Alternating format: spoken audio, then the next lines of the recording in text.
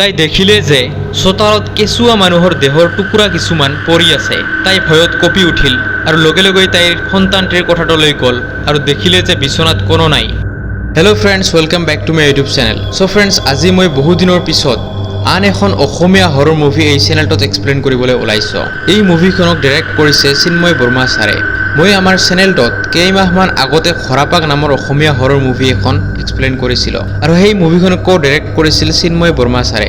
সেই মুভিখনো বহুত ভাল হৰৰ মুভি আছিল আৰু আটাইতকৈ ভাল কথা এইটো যে সেই মুভিখনৰ ভিডিঅ'টোক আপোনালোকে বহুত মৰম দিছে। চ' মই ডিছক্ৰিপশ্যনত সেই মুভিখনৰ ভিডিঅ'টোৰ লিংকটো দি দিম, আপোনালোকে তাত গৈ চাব পাৰিব। ফিল্মখনৰ আৰম্ভণিতে আমি এটা নাটকৰ দৃশ্য দেখিবলৈ পালোঁ, য'ত এজন ব্যক্তিয়ে নৃত্য কৰি আছিল আৰু এই নৃত্যটোক ভাওনা বুলি কোৱা হয়। এই নৃত্যটোত মনোৰঞ্জনৰ লগতে বিভিন্ন ধৰণৰ ধাৰ্মিক জ্ঞান প্ৰদান কৰা হয়।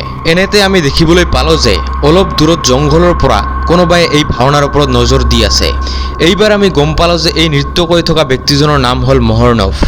আনফালে আমি এগৰাকী গৰ্ভৱতী মহিলাক দেখিবলৈ পালোঁ। এই মহিলাগৰাকীৰ নাম হ'ল মলয়া আৰু এইখিনিতে এনে লাগি আছিল যেন মলয়াৰ ওপৰতো কোনোবাই নজৰ দি আছে। কিছু সময় পিছতে ঘৰত বিজুলী নাইকিয়া হ'ল আৰু মলয়া লেম্প এটা লৈ ঘৰৰ বাৰান্দাত আহি বহিল। এইখিনিতে আমি দেখিবলৈ পাই আছোঁ যে মলয়া বহুত দুখী আৰু চিন্তিত হৈ আছে। সিহঁতৰ ঘৰত কাম কৰা ইলাই তাইক চিন্তাৰ কাৰণ সুধিলে, কিন্তু মলয়াই একো নক'লে। আমি দৰ্শকে বুজিবলৈ পালোঁ যে মহৰ্ণৱ বাহিৰত থকাৰ বাবেই তাই চিন্তিত হৈ আছিল। পিছদিনা ৰাতিপুৱা মহৰ্ণৱ ঘৰলৈ আহিল। সি মলয়াক কৈছিল যে যোৱা ৰাতি ভাওনাত বহুত ভিৰ আছিল, যাৰ ফলত সি আজিহে ঘৰ আহি পাল। এনেদৰে কথাৰ মাজতে মলয়াই মহৰ্ণৱক ক'লে যে হয়তো আমাৰ ঘৰত এগৰাকী কন্যা সন্তান জন্ম হ'ব। এই কথাত মহৰ্ণৱ অলপ চিন্তিত হৈ পৰিল আৰু সি ক'লে যে তাৰ সম্পূৰ্ণ বিশ্বাস আছে যে সিহঁতৰ ঘৰত পুত্ৰ সন্তানে জন্ম হ'ব, যিয়ে নেকি পিছলৈ গৈ তেওঁলোকৰ চাহাৰা হ'ব। পিছৰ দৃশ্যত আমি দেখিবলৈ পালোঁ যে সেইদিনা ৰাতি হঠাতে মলয়াৰ টোপনি ভাঙিল আৰু তাই শুনিবলৈ পালে যে বাহিৰত কোনোবা কেঁচুৱাই কান্দি আছে। তাই অলপ আচৰিত হৈ পৰিল।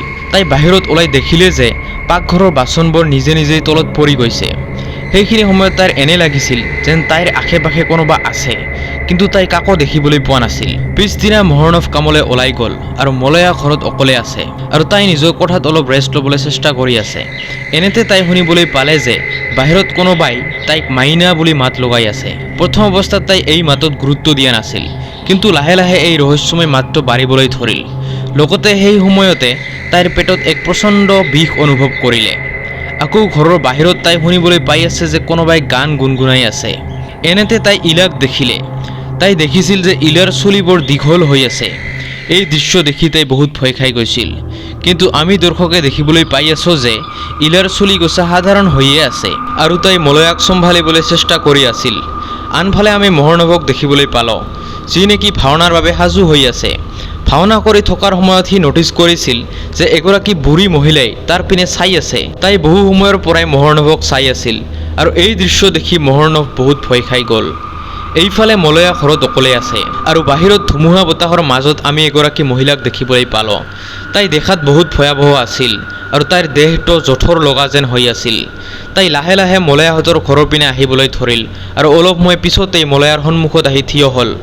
মলয়াই তাইক দেখি বহুত ভয় খাই গ'ল। তাইক দেখাত এনে লাগিছিল যেন তাইৰ গোটেই শৰীৰটো জঠৰ লাগি আছে। তাইৰ চুলিবোৰ বহুত দীঘল আছিল আৰু তাই হাতত এটা লেম্প লৈ আহিছিল। মলয়াই কঁপি কঁপি তাইক সুধিছিল যে তাইক কি লাগে আৰু এই প্ৰশ্নৰ উত্তৰত তাই কৈছিল যে তাইক মলয়াৰ গৰ্ভত থকা সন্তানটি লাগে। এই সময়খিনিলৈকে আমি দৰ্শকে বুজি পাই গৈছিলোঁ যে এইগৰাকীয়ে যখিনী, যিয়ে নেকি মলয়াৰ পৰা তাইৰ সন্তানটি লৈ যাবলৈ আহিছে। যখিনীৰ কথা শুনি মলয়া আৰু অধিক ভয় খাই গ'ল আৰু তাই লগে লগেই মানা কৰি দিলে।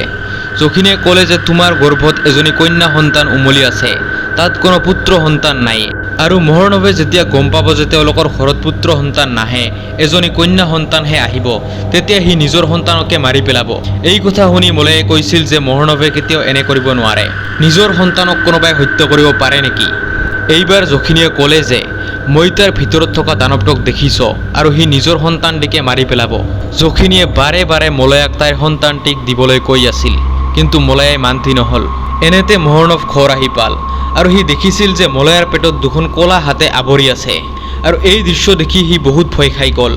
আৰু সি এনেতে দেখিলে যে ঘৰৰ ছাদত যখিনী ওলমি আছে আৰু সি তাৰ হাত দুখনৰ পিনে কিয়বা চালে। সি দেখিলে যে তাৰ হাত দুখনত তেজ লাগি আছে। এইবাৰ আমি আন এক দৃশ্যত দেখিবলৈ পালোঁ যে মলয়া এটা হ্ৰদৰ কাষত থিয় হৈ আছে আৰু তাইৰ পিছফালে সেই তিৰোতাগৰাকীও থিয় হৈ আছে। তাই মলয়াক কৈ আছিল যে মহৰ্ণৱ এতিয়া আগৰ নিচিনা হৈ থকা নাই। তাৰ দেহত এতিয়া এটা দানৱে বাস লৈছে আৰু সেই অসুৰ বা দানৱটোৱে মলয়াৰ সন্তানটিক হত্যা কৰিব।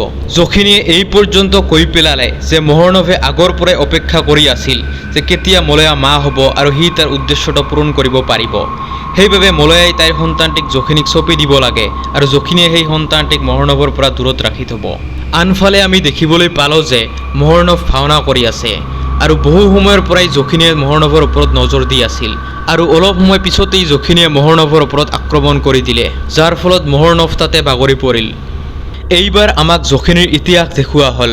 কোৱা হয় যে পুৰণি সময়ত অশ্বত্থামাই উত্তৰৰ গৰ্ভত হামলা কৰিছিল, যাৰ বাবে খঙতে ভগৱান শ্ৰীকৃষ্ণই অশ্বত্থামাক অভিশাপ দিছিল।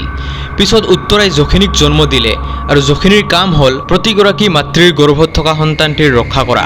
আমি গম পালোঁ যে প্ৰত্যেক যুগতে অশ্বত্থামাই জন্ম লৈ থাকে আৰু যখিনীয়ে প্ৰতিবাৰেই অশ্বত্থামাক পৰাস্ত কৰে আৰু মাতৃৰ গৰ্ভত থকা সন্তানটিক সুৰক্ষিত কৰি ৰাখে। এইবাৰ আমি আকৌ এবাৰ যখিনীক দেখিবলৈ পালোঁ আৰু তাই মলয়াক কৈ আছে যে সময় বহুত কম হৈ আহিছে আৰু মলয়াই যদি তাইৰ সন্তানটিক যখিনীৰ ওচৰত গতাই নিদিয়ে তেন্তে নিশ্চয় কিবা অনৰ্থ হৈ যাব। তাই মলয়াক বাৰে বাৰে ৱাৰ্ণ কৰি কৈছিল যে মহৰ্ণৱ এতিয়া আগৰ দৰে হৈ থকা নাই, তাৰ ভিতৰত এতিয়া এটা দানৱ আছে যিয়ে নেকি তাইৰ সন্তানটিক খাই পেলাব। এনেতে মলয়াৰ পেটত বহুত বিষ হ'বলৈ ধৰিল আৰু মলয়াই যখিনীক সন্তানটি দিবলৈ মান্তি নহ'ল। এইখিনি সময়লৈকে মহৰ্ণৱ ঘৰ আহি পাইছিল আৰু সি শুনিবলৈ পালে যে মলয়া ঘৰৰ ভিতৰত চিঞৰি আছে। সি লগে লগে কোঠাৰ দৰ্জাখন ভাঙি পেলালে আৰু দেখিলে যে মলয়া বেহুচ হৈ পৰি আছে। এইবাৰ আমি কেইমাহমান পিছৰ দৃশ্য দেখিবলৈ পালোঁ। আমি দেখিলোঁ যে মলয়া আৰু মহৰ্ণৱ সাধাৰণভাৱে জীৱন যাপন কৰি আছে আৰু মলয়াই এজনী কন্যা সন্তান জন্ম দিছিল আৰু তাইৰ সন্তানখিনি সম্পূৰ্ণৰূপে সুস্থ অৱস্থাত আছিল। আজি মলয়া ক'ৰবালৈ যাবলৈ ওলাইছে আৰু তাইৰ সন্তানখিনিৰ দায়িত্ব মহৰ্ণৱ আৰু ইলাৰ হাতত দি ওলাই গ'ল। পিছত ঘৰৰ ভিতৰত মহৰ্ণৱে তাইৰ সন্তানটিক কিবা বেলেগ ধৰণেৰে চাই আছিল। পিছত ৰাতিৰ সময়ত মলয়া ঘৰ আহি পাল আৰু তাই দেখিছিল যে তাইৰ সন্তানটি শুই আছে আৰু মহৰ্ণৱ তাইৰ বাবে খানা বনাই আছে। মহৰ্ণৱে ক'লে যে সি আজি তাইৰ বাবে কিবা স্পেচিয়েল বনাইছে আৰু তাৰ পিছত দুয়োজনে ৰাতিৰ আহাৰ খালে আৰু দুয়ো শুবলৈ গ'ল। কিন্তু মাজৰাতি আজিও মলয়াই কিবা শব্দ শুনিবলৈ পালে আৰু তাই চেক কৰিবলৈ বাহিৰলৈ ওলাই আহিল আৰু তাই দেখিলে যে চোতালত কিবা পৰি আছে। তাই আগুৱাই গ'ল আৰু তাৰ পিছৰ দৃশ্য দেখি তাইৰ গাৰ নোম শিয়ৰি উঠিল। তাই দেখিলে যে চোতালত কেঁচুৱা মানুহৰ দেহৰ টুকুৰা কিছুমান পৰি আছে। তাই ভয়ত কঁপি উঠিল আৰু লগে লগে তাইৰ সন্তানটিৰ কোঠাটোলৈ গ'ল আৰু দেখিলে যে বিচনাত কোনো নাই। এই দৃশ্য দেখি তাই সম্পূৰ্ণৰূপে ভাগি পৰিছিল আৰু তাই কান্দি কাটি মহৰ্ণৱৰ ওচৰলৈ গ'ল, কিন্তু মহৰ্ণৱ পাগলৰ দৰে হৈ আছিল। সি মুখত ক'লা ৰং লগাই লৈছিল আৰু তাক দেখি এনে লাগিছিল যেন সি এক দানৱলৈ পৰিৱৰ্তন হৈ পৰিছে। মলয়াই কান্দি কাটি ঘৰৰ পৰা ওলাই আহিল আৰু দৌৰি দৌৰি সেই হ্ৰদটোৰ কাষ গৈ পালে আৰু অলপ পিছতেই সেই হ্ৰদটোত জাপ দি আত্মহত্যা কৰিলে। এইবাৰ আমি দেখিবলৈ পালোঁ যে এটা নিজৰাৰ কাষত এগৰাকী বুঢ়ী মানুহে এই গোটেই ঘটনাটো দুজন সৰু ল'ৰাক কৈ আছিল।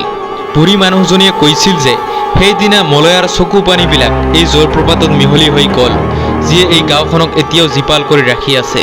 সৰু ল'ৰা দুজনে তেওঁলোকৰ আইতাক সুধিছিল যে যখিনী এতিয়াও আছেনে নাই। তেতিয়া আইতাই কৈছিল যে যখিনী এতিয়াও আমাৰ মাজত আছে। আৰু অলপ পিছতে আমি দেখিবলৈ পালোঁ যে শিল এটাৰ তলত লেম্প এটা জ্বলি আছে আৰু তাৰ কাষতে ফায়াৰফ্লাই কেইটামান উৰি আছে। এইটোৱে বুজায় যে যখিনী এতিয়াও আছে। মুভিখন ইয়াতেই সমাপ্ত হ'ল। ফিল্মখনত দেখিবলৈ পোৱা গৈছে যে মলয়া যি নেকি মহৰ্ণৱৰ পত্নী আছিল, তাই নিজৰ সকলোবোৰ অৰ্থাৎ ঘৰ বাৰী, ভাল কাৰিয়াৰ এই সকলোবোৰ ত্যাগ কৰি মহৰ্ণৱৰ সৈতে বিয়া হৈছিল। কিন্তু বৰ্তমান সময়ত তাই বহুত অকলশৰীয়া অনুভৱ কৰি আছিল, কাৰণ মহৰ্ণৱে তাইৰ ভালদৰে যত্ন নলয়। আনফালে মহৰ্ণৱে পুত্ৰ সন্তান বিচাৰিছিল আৰু সি পুত্ৰ সন্তানৰ বাবে ইমানেই বলীয়া হৈ পৰিছিল যে যেতিয়া শেষত মলয়াই এটি কন্যা সন্তানক জন্ম দিছিল, তেতিয়া মহৰ্ণৱে নিজৰ সন্তানটিকে মাৰি পেলাইছিল আৰু মলয়াক তাইৰ সন্তানটিকে খুৱাই দিছিল। কিন্তু এইখিনিতে প্ৰশ্ন আহিল যে মহৰ্ণৱ ইমান কিয় বেয়া আছিল। ইয়াৰ উত্তৰ হ'ল যে ফিল্মখনত আগতে দেখুওৱা ধৰণে যখিনী প্ৰত্যেক যুগতে মাতৃৰ গৰ্ভত থকা সন্তানটিক ৰক্ষা কৰিবলৈ আহে আৰু প্ৰতিবাৰে তাই অশ্বত্থামাৰ লগত যুঁজ কৰে আৰু তাক পৰাস্ত কৰে। আৰু এই কেছটোত অশ্বত্থামা মহৰ্ণৱৰ ৰূপত আহিছিল আৰু মহৰ্ণৱৰ এনে লাগিছিল যেন যদি তেওঁলোকৰ ঘৰত কন্যা সন্তান জন্মে তেন্তে তাই যখিনী হ'ব পাৰে। এইফালে যখিনীয়ে বাৰে বাৰে মলয়াক ৱাৰ্ণ কৰি আছিল যে মহৰ্ণৱৰ ভিতৰত এক দানৱ আছে, কিন্তু মলয়াই তাইক নিজৰ সন্তানটি দিয়া নাছিল, যাৰ ফলতে এইবাৰ অশ্বত্থামা বা সেই দানৱটো জিকি গ'ল। কিন্তু এই চক্ৰটো চলি থাকিব আৰু যখিনী আৰু অশ্বত্থামাৰ যুদ্ধত নিশ্চয় যখিনী বিজয়ী হ'ব। চ' ফ্ৰেণ্ডছ, এয়াই আছিল যখিনী মুভিখনৰ সম্পূৰ্ণ কাহিনীটো। চ' ফ্ৰেণ্ডছ, ভিডিঅ'টো ভাল লাগিলে ভিডিঅ'টোত লাইক কৰি দিব আৰু চেনেলটো ছাবস্ক্ৰাইব কৰি দিব। ধন্যবাদ।